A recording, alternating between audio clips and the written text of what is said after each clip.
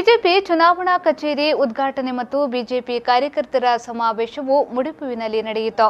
Bike ರ್ಯಾಲಿಯಲ್ಲಿ ಹಲವಾರು ಮಂದಿ ಬಿಜೆಪಿ ಕಾರ್ಯಕರ್ತರು ಪಾಲ್ಗೊಂಡಿದ್ದರು.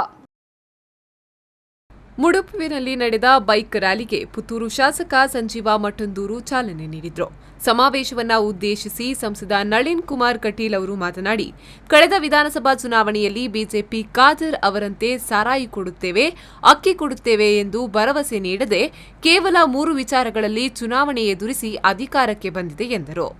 ಈ ದೇಶದ ಸ್ವಾತಂತ್ರ್ಯ ನಂತರದ ಇತಿಹಾಸದಲ್ಲಿ ಆಮಿಷಗಳಿಲ್ಲದೆ, ಆವೇಶಗಳಿಲ್ಲದೆ, ಜನರಿಗೆ ಹಣವನ್ನ ಕೊಡದೆ ಕೇವಲ 3 ವಿಚಾರಗಳಿಂದ ನಾವು ಅಧಿಕಾರಕ್ಕೆ ಬಂದೆವು. 1ನೇ ವಿಚಾರ, ಈ ದೇಶದಲ್ಲಿ ಭಯೋತ್ಪಾದನೆಯಿಂದ ನಿಗ್ರಹ ಮಾಡ್ತೇವೆ. 2ನೇ ವಿಚಾರ, ಈ ದೇಶದಲ್ಲಿ ಸಬ್ಕಾ ಸಾಥ್ ಸಬ್ಕಾ ವಿಕಾಸ್.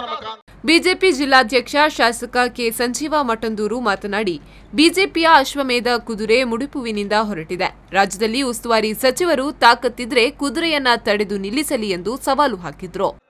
ಭಾರತೀಯ ಜನತಾ ಪಾರ್ಟಿಯ ಅಶ್ವಮೇಧ ಯಾಗದ ಕುದುರೆಯನ್ನು ಬಹುಶಃ ಕಾಂಗ್ರೆಸ್ನವರಿಗೆ ಕಟ್ಟಲಿಕ್ಕೆ ಆಗ್ಲಿಲ್ಲ.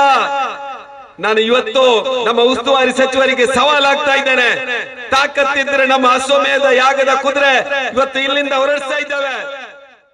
ಬಿಜೆಪಿ ಕ್ಷೇತ್ರಾಧ್ಯಕ್ಷ ಸಂತೋಷ್ ಕುಮಾರ್ ರೈ, ಮೂಡಬಿದ್ರೆ ಶಾಸಕ ಕೆ ಉಮಾನಾಥ ಕೋಟ್ಯಾನ್, ಮಾಜಿ ಶಾಸಕ ಕೆ ಜಯರಾಮ್ ಶೆಟ್ಟಿ, ಬಿಜೆಪಿ ಮಂಗಳೂರು ಕ್ಷೇತ್ರದ ಮಾಜಿ ಅಧ್ಯಕ್ಷ ಚಂದ್ರಶೇಖರ್ ಉಚ್ಚಿಲ್, ಪ್ರಧಾನ ಕಾರ್ಯದರ್ಶಿ ಮನೋಜ್ ಆಚಾರ್ಯ ಉಪಸ್ಥಿತರಿದ್ದರು. ಆರೀಫ್ ಕಲ್ಕಟ್ಟ, ವಿ4 ನ್ಯೂಸ್ 24/7 ಉಳ್ಳಾಲ.